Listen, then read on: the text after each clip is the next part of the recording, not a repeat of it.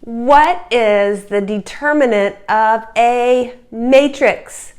First of all, it's only defined for square matrices. We need square, okay? And then the determinant is a number. Here's some notation, or like this. It looks like absolute values, but when a matrix is on the inside, this stands for determinant. Okay. Well, the most important thing, or I should say, okay, determinant is a number. And then this is one of the key properties, that the determinant of A is not equal to 0 if and only if A is invertible. This is one really nice thing about determinants, and we will begin with many properties of the determinant, but a key one is that this number is not equal to 0 if and only if your matrix is invertible. Okay, well, how do we compute a determinant? We know how to compute for a 2 by 2 matrix, and this we discussed quite a while ago. Here, see these bars is these bars. Okay, good. This is AD minus BC. This is the determinant for 2 by 2 matrices.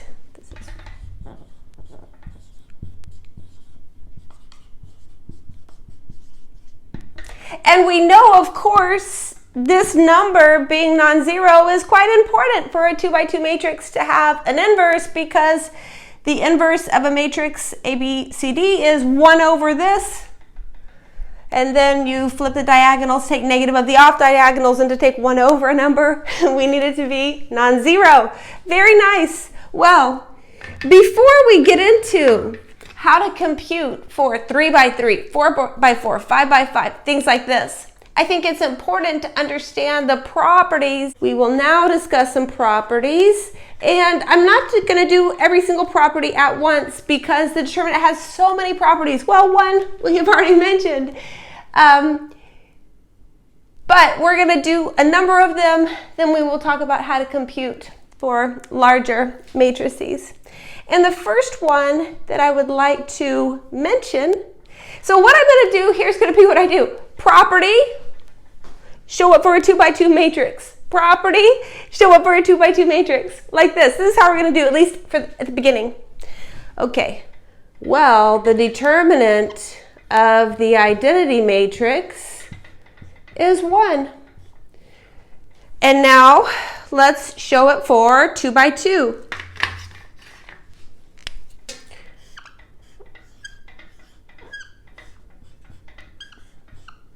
Okay, that one wasn't too hard.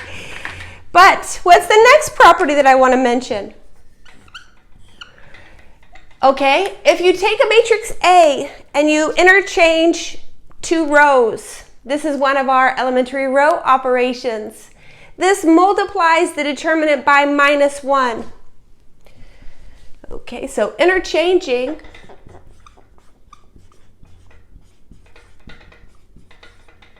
two rows in a matrix A multiplies the determinant by -1.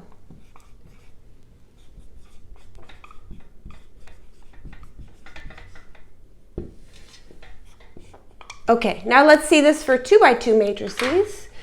Well, what I'd like to do is look at this CD AB, this determinant. I've just interchanged the only 2 rows of this matrix. Well, this is CB minus DA, which is negative AD minus BC, and this one is this determinant. Okay, so we see this property for a 2 by 2 matrix, but everything I mentioned, or I will mention, these properties hold in general. Property 3 says the determinant is linear in each row separately. This is referred to as multilinear, but let's talk about what this means. What is linear? Remember when we talked about linear transformation, say, it says t of x plus y is t of x plus t of y. And similarly, the other part of linear was that t of kx is k times t of x. And this is the same notion, except it's in each row separately. So if you fix all the rows but one, then it's linear in the one that you did not fix. So let me make that explicit in the 2 by 2 case here, where we will actually check this linearity. And the first one we'll look at is maybe the easier of the two, which is just a multiple here. So you see, I'm fixing the second row. Although I could have made the same argument and fixed the first row, it would work out also. But you fix one row, and now I look at this determinant. I take a multiple of this row. Well, this is KAD minus KBC. This is KAD minus BC, and you see this is K times this determinant, A, B, C, D, okay? And the second part of linearity is if you have a sum. Say you have an A1 plus A2 and a B1 plus B2, C, D, right? Just in one row. Underline, very nice. Okay, well, what is this? It should be A1, B1, CD, and A2, B2, CD, a sum of those two determinants. But let's see it. We are verifying a lot of these properties initially for 2 by 2s. It helps us understand what the property is saying. Okay, here we go. This is A1 plus A2 times D minus B1 plus B2 times C. And now what I need to do is just rearrange some things. This is A1D minus B1C plus A2D minus B2C. And now, look, this is a determinant, this is a determinant, this one is A1, B1, C, D. This one is A2, B2, C, D. And this is the linear in each row separately property that I was referring to here. So this is property 3. This property, if 2 rows of A are the same, then the determinant is 0. We can see this for 2 by 2 like this. But also, just thinking about it, although I haven't verified this generally, if you have 2 rows of 8 that are the same, the matrix is without a doubt not invertible, right? Because the rank will not be n. But just to verify this, you can see we get AB minus AB, which is 0. And then one more thing that I want to say right now, which is going to lead us into some great observations, is adding a multiple of one row to another row does not change the determinant.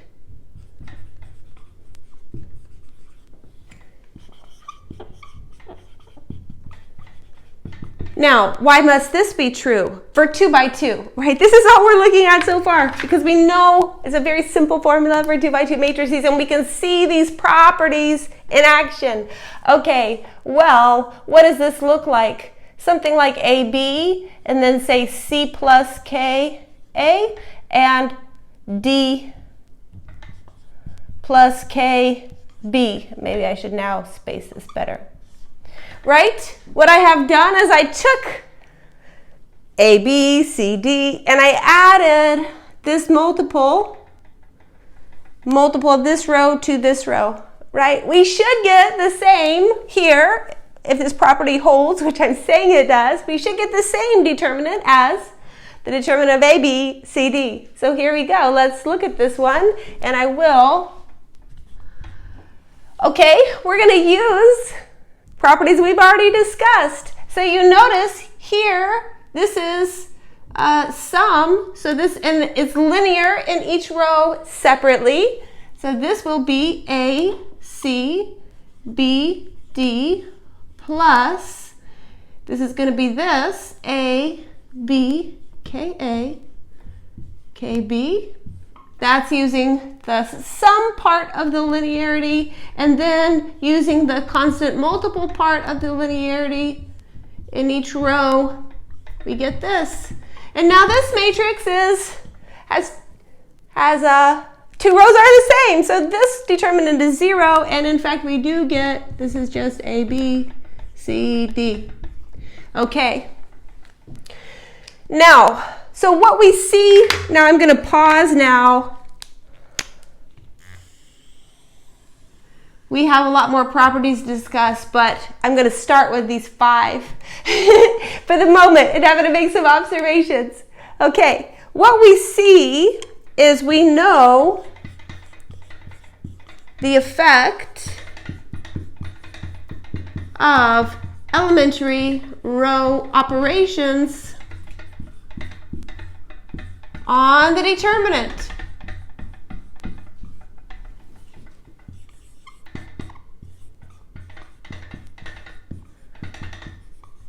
Combining a few of the properties we have mentioned, right? Because what are the elementary row operations? This goes back to the first week of class. Okay, well, if you multiply a row by a constant,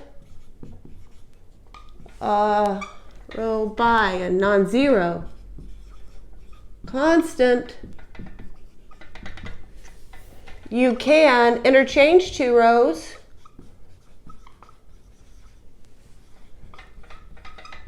and you can add a multiple of 1 row to another of 1 row to another.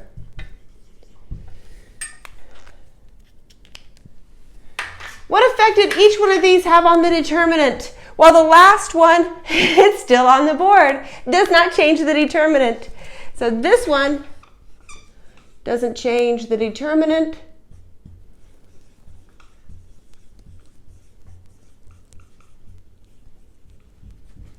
This one multiplies the determinant by -1.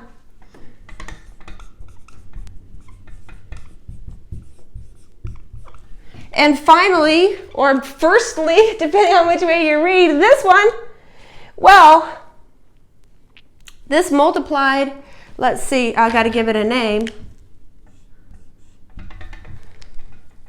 This multiplies the determinant by k, because we are linear in each row separately. So you multiply a row by a non-zero constant k, and it multiplies the corresponding determinant by k. Let's perform some elementary row operations. So let's look here at this one. This one, we can keep track of what we do and get ourselves to the identity. Okay, so the first thing I'm going to do, maybe I will write a little bit. I will interchange row 3 and 1. And we know what happens here. Multiplies the determinant by -1. So this determinant equals negative this determinant, where I interchange these rows.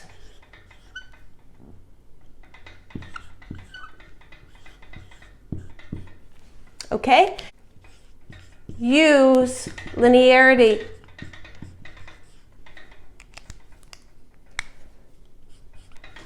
Okay, so this is, well, I have, this row is 2 times the row 0, 1, 0. So this is going to be -2 times this determinant. And now the bottom row is -1 times 0, 0, 1. So this is +2, just multiplying that by -1 times this determinant.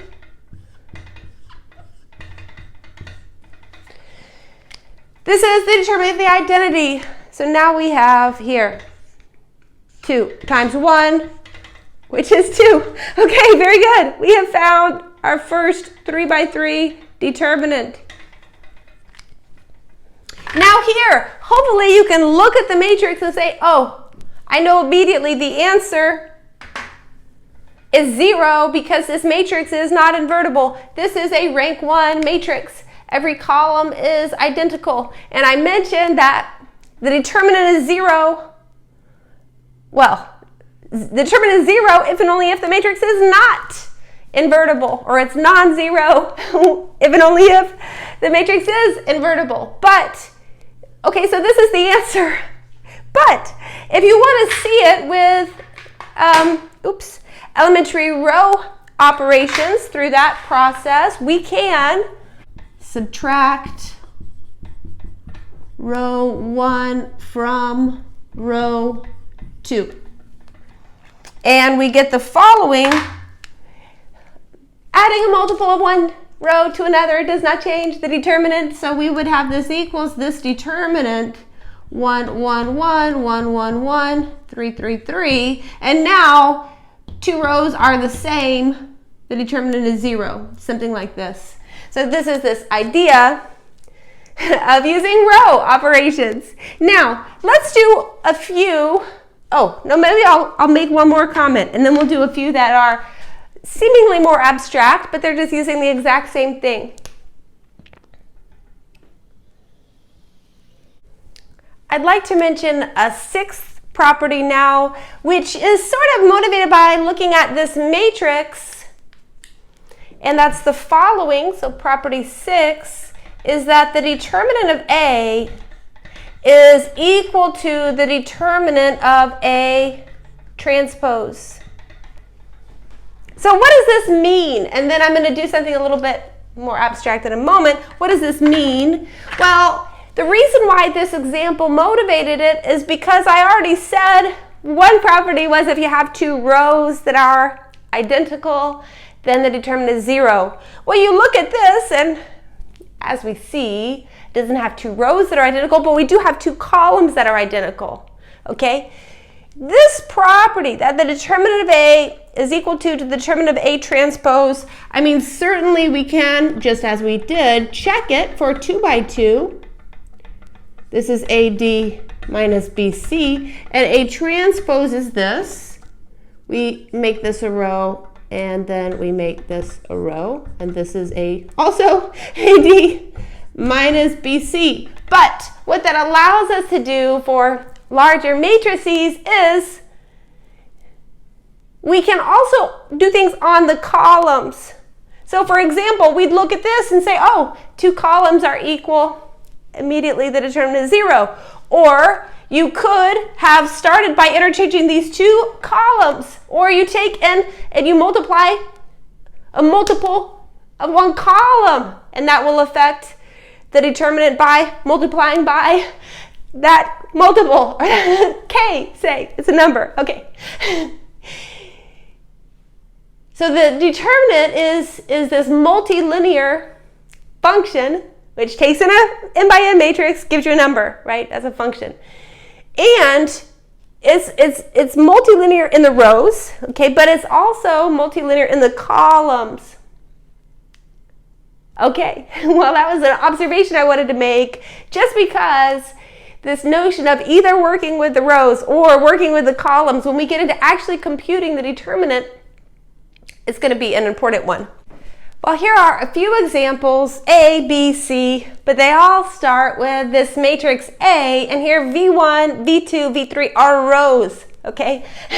And A is 3 by 3. We are told the determinant of A is 6, okay? So these are each vectors with 3 components and the rows. Very nice. And then we want to use these properties we have discussed so far to find the determinant of this, this, and this, okay? Great. We're ready to do this. Well, let's look at this first one. What's happened going from this matrix to here? Well, all I've done is interchange row 1 and row 2. So this determinant is minus 6 multiplies by minus 1. Okay, what about this one? Well, let's do a few steps here. The first thing I can do to think about this is I can take negative row 1, add it to row 2, and add it to row 3, and this, taking a multiple of one row, adding it to another, does not affect the determinant. So this is equal to this determinant, which has V1, it has V2, and it has minus V3. Oh, this should be a minus. And then I have my blue things that illustrate it. They are rows. Okay, very nice. Okay, well, see this now. We use the fact that the determinant is linear in each row, or what I was saying, multilinear. So this is just minus 1. We pull out the minus 1 times the determinant. So this determinant is minus 6. Oh, okay. It's the same one as the determinant here. So far, so good. Now, okay. Well, you see, these now have vectors as columns, and this is okay. We just talked about the fact that a matrix and its transpose have the same determinant, and that we can work on columns just as we could on rows. So this will be, let's do it in 2 steps. First of all, we have a multiple here. So this will be 3 times the determinant here.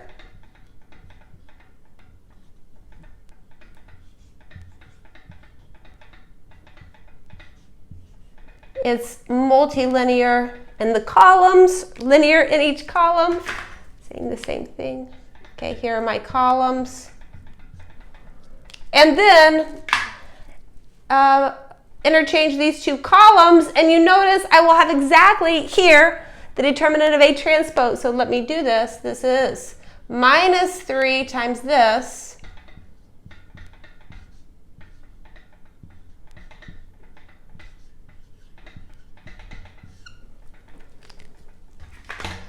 And, okay.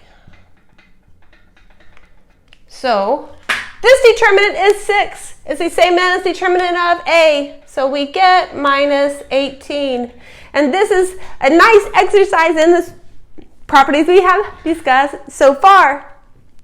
But now we want to move into how do we compute a determinant for larger than A 2 by 2.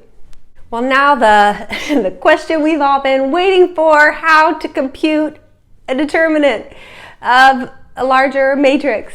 And I will say I use cofactors. There's a few other ways that the book will mention, but we're going to discuss the cofactor approach.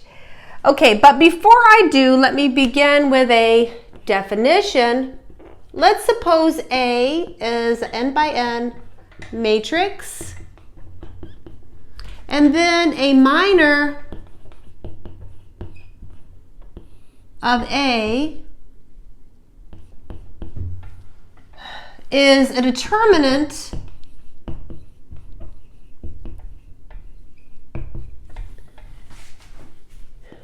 of a n minus 1 by n minus 1 submatrix that I will call A ij, and this is obtained by removing row I and column J from A. So you have matrix A.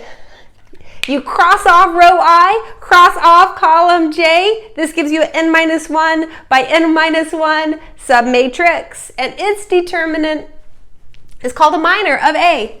Now, let's say the matrix A has ij entry like this.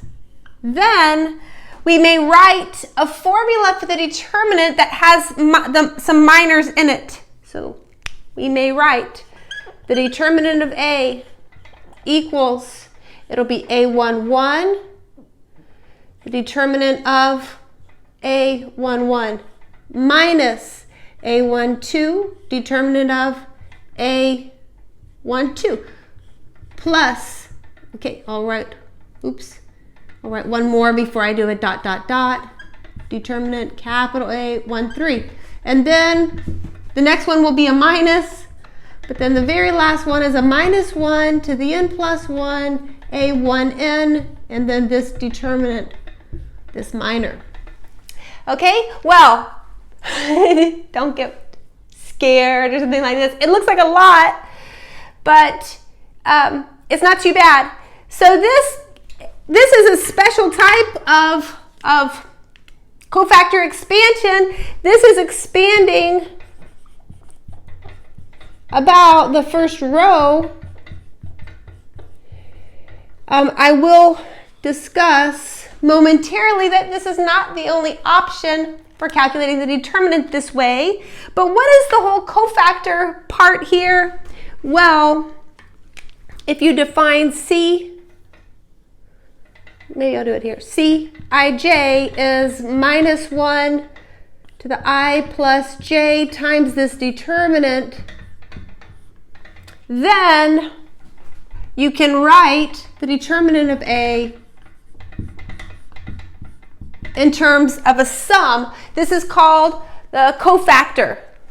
The Cij is a cofactor. Okay, you can just write it as A11 plus C, oh, not plus, times C11 plus A12, C12, all the way out to A1n, C1n, like this. Okay, this is a cofactor. And this is just another way to write this exact same line here. Now, let's look at this for a 3x3 matrix, because this is where we can actually, it doesn't look like just so many indices, we can actually see the formulas. Okay, so if I have A11, A12, A13, A21, A22, A23, A31, A32, A33. I'm expanding about the first row. Here's my first row, first row, first row. Okay, so this will be A11, and then we have this smaller determinant, okay? Here, it's going to be a 2x2 minor, and look, you cross and you cross here, you cross these two off, cross off this column, cross off this row, and look, you see, right? It's A22, A23, A32, A33. And then it's going to be a minus A12. Okay, then we cross off the first row, second column, and we have another 2x2 determinant. A21, A23, A31, A33. This is what it is. A21, A23, A31, A33. Okay, and then it's plus here, A13, and we have one more 2x2 determinant where we cross off this row and this column, and we see the 2x2 right there. A21, A22, A31, yeah, we're okay, A32. So this is the formula for a 3x3, but it's exactly this. But you notice, in order to compute an n by n determinant, you have to keep unraveling, because if I had a 4x4, well, if I expanded about the first row as this formula does, I would march along the row, and each one I would have an A11. This would be a 3x3 determinant. then minus a12, a 3 by 3 determinant, plus a13, a 3 by 3 determinant, and then I'd have a minus a14, a 3 by 3 determinant.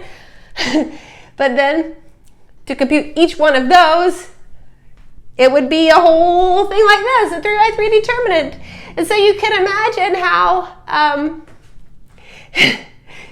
many steps I potentially could take for like a 10 by 10 determinant. Is that something you want to do? Well, I know I don't, unless it had a lot of carefully placed zeros. You can do it really fast, and we will get to that momentarily.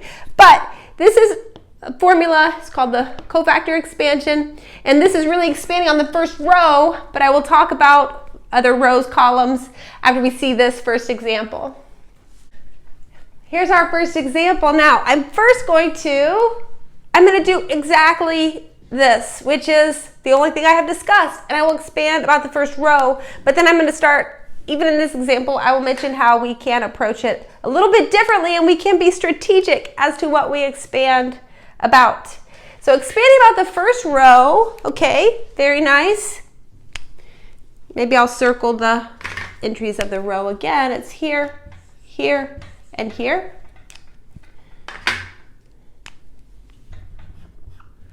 This would be 1 times, well, you cross off the column and the row. We get 1, 0, minus 1, 3, minus 2 times, you cross off the column, cross off the row, is this determinant for 0, 1, 3.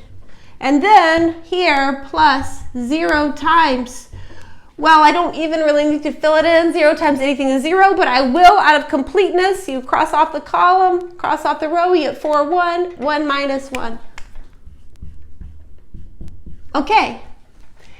And now we finish by calculating these determinants. So this is 1, this is 3, minus 0, this is minus 2, 12, minus 0, and then I won't even worry further, and we get 3 minus 24, negative 21. Okay, this determinant is negative 21. It means, in fact, this matrix here is invertible because we got something other than 0, just as a side comment. Okay, but what else could we have done here? This wasn't too bad, and you notice that my life was easier because I had a 0 times one of the cofactors, right? Okay, so if I had had more zeros here, it would have been even simpler. And you notice I have 2 zeros in this column. Now, there's nothing special about the first row in this expansion. You can expand a determinant about any row or any column.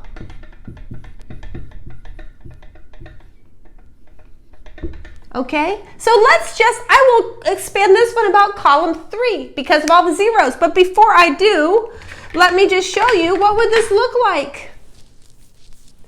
Maybe I won't put the general formula, but let's just do this exact same one here about a different row. It's a lot easier to just understand what you're doing than it is sometimes to wrap your brain around a general formula because of all the indices. So what do we do if I wanted to expand about something else?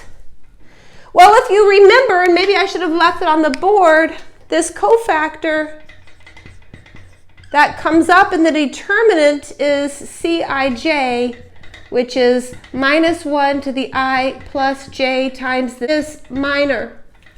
Okay, so you can choose your favorite row or your favorite column. For this matrix, this is my favorite column. And expand about that. And it's going to be a sum of whatever times the corresponding cofactors, except the most important thing to keep in mind is this minus 1 to whatever power, because that matters. So for instance, Here, you start at the 1, 1 position. It's going to be minus 1 to the 1 plus 1. That's 2. And so it goes plus, minus, plus. And we see this here, plus, minus, plus. Okay? But if I, for instance, started in the second row, well, 2 plus 1 is 3. It's going to be negative. So this is going to be negative, positive, negative, like this. And the way that I remember it is not necessarily that it's I plus j. I just start in the 1, 1 position, plus. And then I move, this will be minus. I move down 1, or if I went over 1, that would be minus. And then I just start alternating. So this is going to be minus, plus, minus. So maybe let's write that just as an exercise. What would this look like? Expanding about the second row. Then we'll do this example on the third column so you see how it works with two different things. So if I wanted to expand, now I will expand on the second row. Let's just write it out as an exercise. Because you can do, this is what's so nice, especially when you have a big matrix. Because I could give you 100 by 100, and I won't, but I could. I just take a lot of paper to even print 100 by 100. But I could with tons of zeros, and you could have the determinant just like that. Okay? Okay, so what would this look like? Well, this is plus, this is minus. So this will be minus a21, and then we have this determinant where you cross off this row and this column, and you see it is a12, a13, and then a32, a33, and then you could write, okay, plus, because it went plus, minus, and then it's going to be plus, minus, like this. This one's plus. Then here, I cross off, I get a11, a13, a31, a33.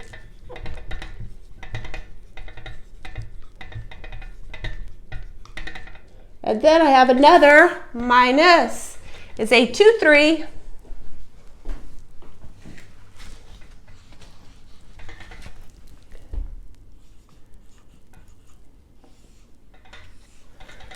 And you cross off the second row, third column, you see you get this 2 by 2. Okay, so this would be another formula for the determinant of a 3 by 3 matrix. Now, if you multiplied it all out, you would see it's the exact same thing as what I wrote before. But I just wanted to practice expanding by, in this case I chose a different row, because you could choose your favorite, depending on the matrix. Okay, now let's go back to this example. As I mentioned, when you see lots of zeros in a row or lots of zeros in a column, this is the easiest way to calculate the determinant. Pick that one, expand about that one, because you have less steps. This time, I do it a little bit more strategically, and what do I get? Well, this is plus, minus, plus. So I'm going to start with a plus. I'm going to have 0 times something, minus 0 times something.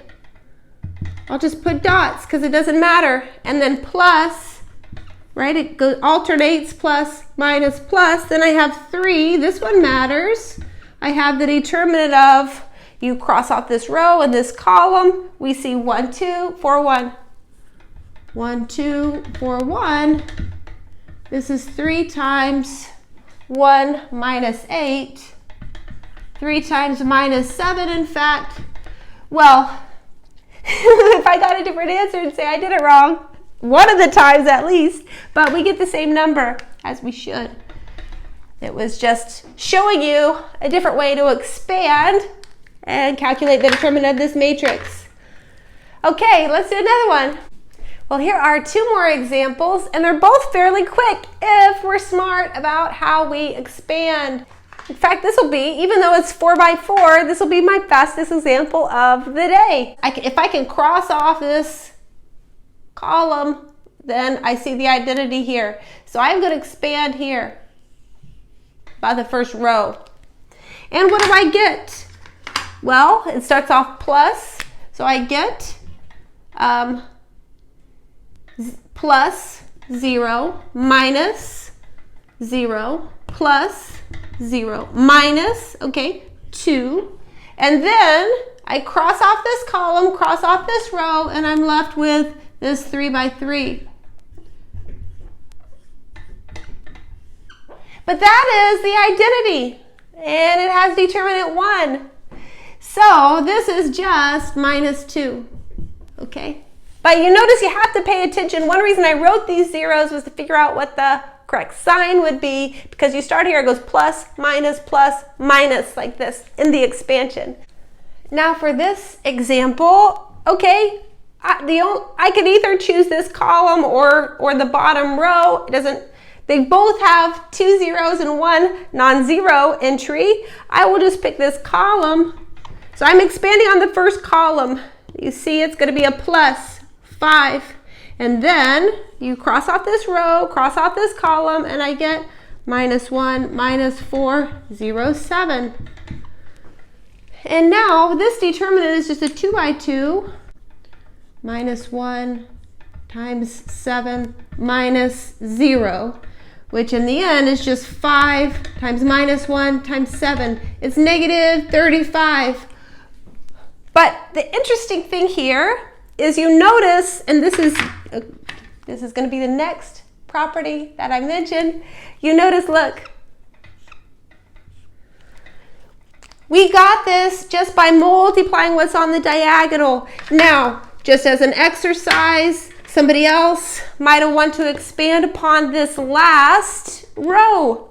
Let's write it because we're still, well, this is not that many examples we've done, so it's still good to practice expanding about different rows, different columns. This is way number 2. And then I will make my property comment that we see illustrated in this example. Okay, so this is plus, minus, plus. Okay, so this is going to be plus 0, minus 0, and then plus 7. And then we cross off this row, this column, we get 5, 5, 0, minus 1. 5, 5, 0, minus 1. Okay, we get the same thing, right? We get 7 times 5 minus 1, negative 35. But it's a different way of expanding. What we see from this example is property 7 about determinants. It says if A is upper triangular, or also if it's lower triangular.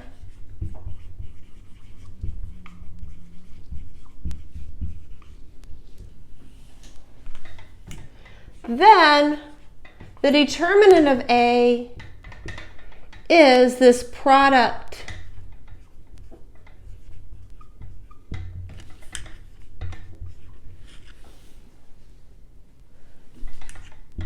And maybe I'll write that in parentheses. It's a product of the diagonal entries. And the nice thing about this is immediately we can make the observation that if you have a upper triangular or a lower triangular matrix, you know right away when it's, for instance, invertible. Well, as long as the product of the diagonals, or equivalently, as long as every single diagonal entry is non-zero, then the matrix will be invertible. You might have thought about this observation already in some of the previous work of the semester, but I wanted to make it now in light of our determinant calculations and comments. Continuing with our thoughts about a matrix is invertible if and only if the determinant is non-zero. Let's do a few in that spirit, and here is one. This matrix has only 1 0. I might as well expand about the first row. Here we go. So this determinant is 0 times something minus k times, well, you cross off this row, cross off this column, we get 2, 4, 5, 7.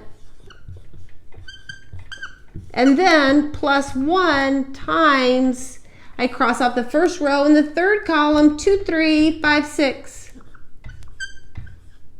Okay? This is negative k, 14 minus 20, and then plus 1, 12 minus 15. Okay? The determinant of this matrix we see is 6k plus 3. Okay? Minus 3, excuse me.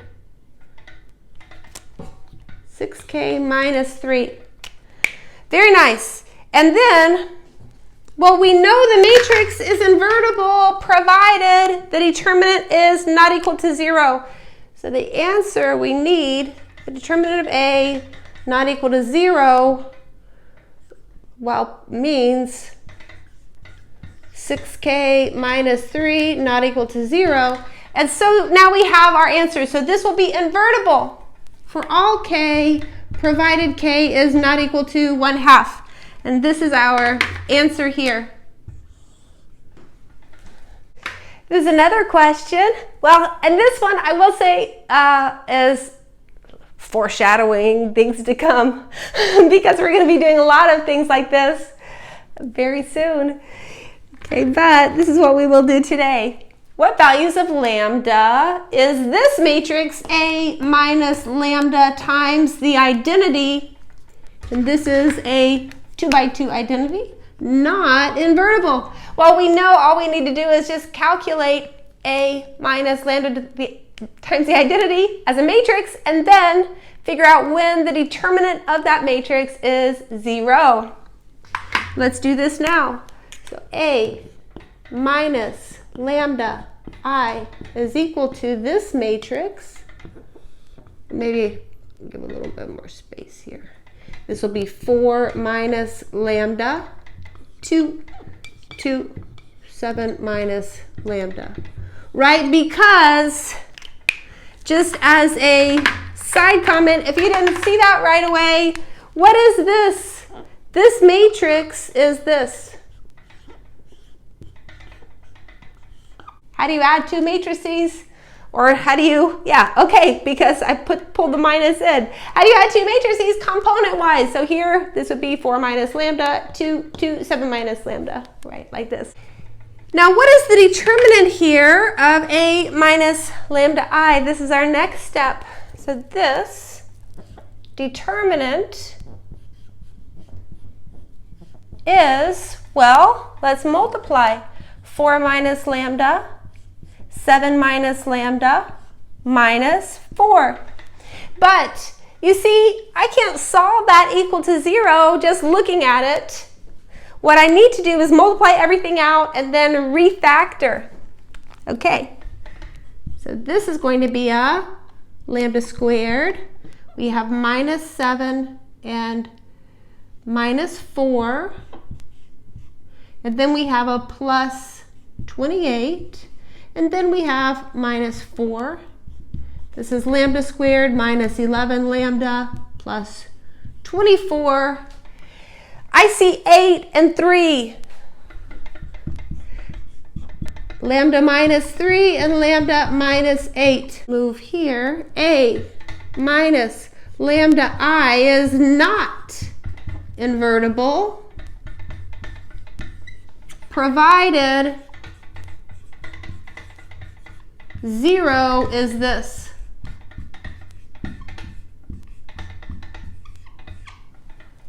And there's only two answers, or only two possible lambdas. They are 8 and 3. So lambda equals 3 or 8. Uh-oh. This is our answer.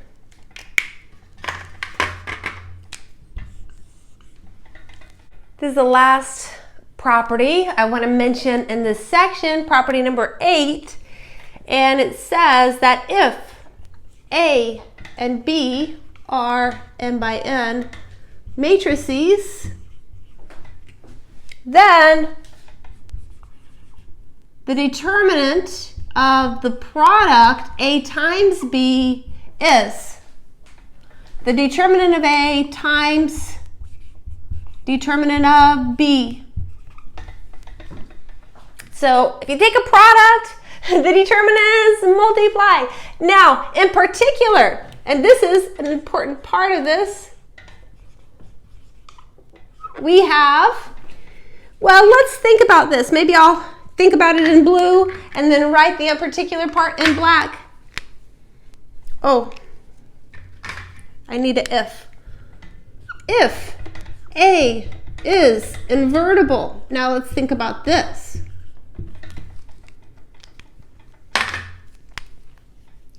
We know A inverse is the identity. Okay, so the determinant of A, determinant of A inverse, equals the determinant of the identity, which is 1. Right? So now what's this in particular that I'm trying to say? If A is invertible, the determinant of A inverse is going to be 1 divided by the determinant of A. The determinant of A inverse is 1 over the determinant of A, because they multiply to 1. Okay? And also, well, maybe this is in particular part 2. If you take the determinant of a power, let's say for r non-negative integer,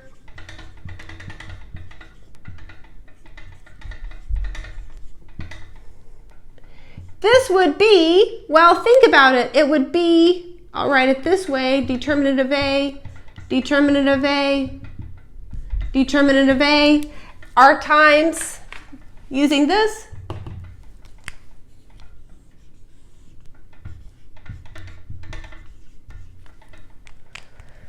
and so we get, this is the determinant of A, all raised to the r. Now, maybe a quick example. I'll put a line under this. We have room at the bottom for an example here. Let's suppose A is the following matrix: 2, 5, 8, 0, 4, minus 2, 0, 0, minus 1. Let's find this. Let's find the determinant of A to the 5th, and let's find the determinant of A inverse. So this is equal to 4 times 2 times minus 1, negative 8. And then, oh, I gave myself something hard to do. This is minus 8 to the 5th. Maybe I'll leave it like that. Well, it's negative whatever 8 to the 5th is. Maybe I should have picked a smaller power. In any case, it's fine. And then the final answer, this is 1 over minus 8, or negative 1/8. Okay, this is all using this properties here, negative 1 over 8. The final thing we will do today is connect with some recent ideas, okay, which is what happens when you have an orthogonal matrix, which we just spent a lot of time on ideas like this. Well, let's remind ourselves, what is an orthogonal matrix? First of all, orthogonal matrix, it says the columns of A are orthonormal. And A is square, so in particular, the columns of A form an orthonormal basis for Rn, right? Okay, because it's square. Well, but what I want to use to figure this out, what possible values can the determinant be for an orthogonal matrix, are to go back to this if and only if that we had. So we know A is orthogonal. One characterization was as follows. If and only if it was that A transpose A equals the identity.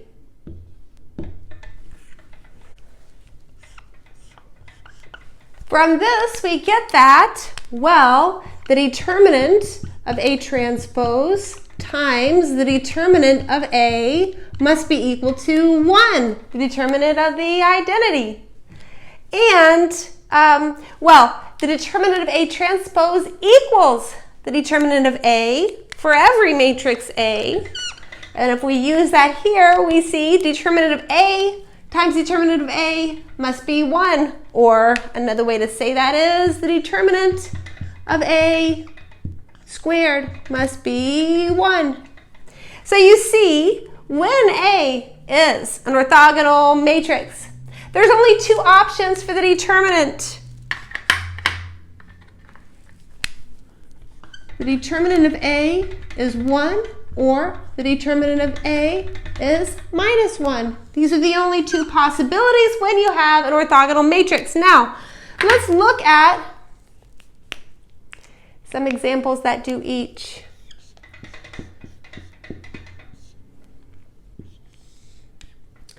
If you have this matrix,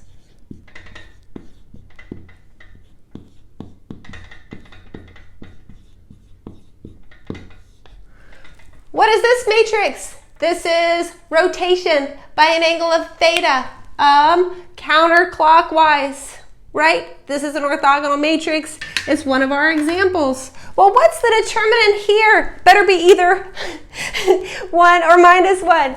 Okay, well, the determinant, if I call this A, the determinant of A is cosine squared minus sine squared, which is plus sine squared. We get 1, okay? And we see this is, as I mentioned, this is rotation. So we see for example, all the rotation matrices, thinking about them in our 2, have the determinant is 1, no matter what theta is here. One more example here was if we had a b minus a, where a squared plus b squared equals 1. This was reflection, right? What is the determinant here? If this is a, then the determinant of A is minus a squared minus b squared, which is minus 1. And so this was a general form of a reflection matrix. The reflection matrices, they all satisfy that the determinant is -1. Reflection about a line in R2. And I'd like this sort of final comment or discussion to connect this with the geometry and the orthogonal matrices and things that we have been discussing the entire semester.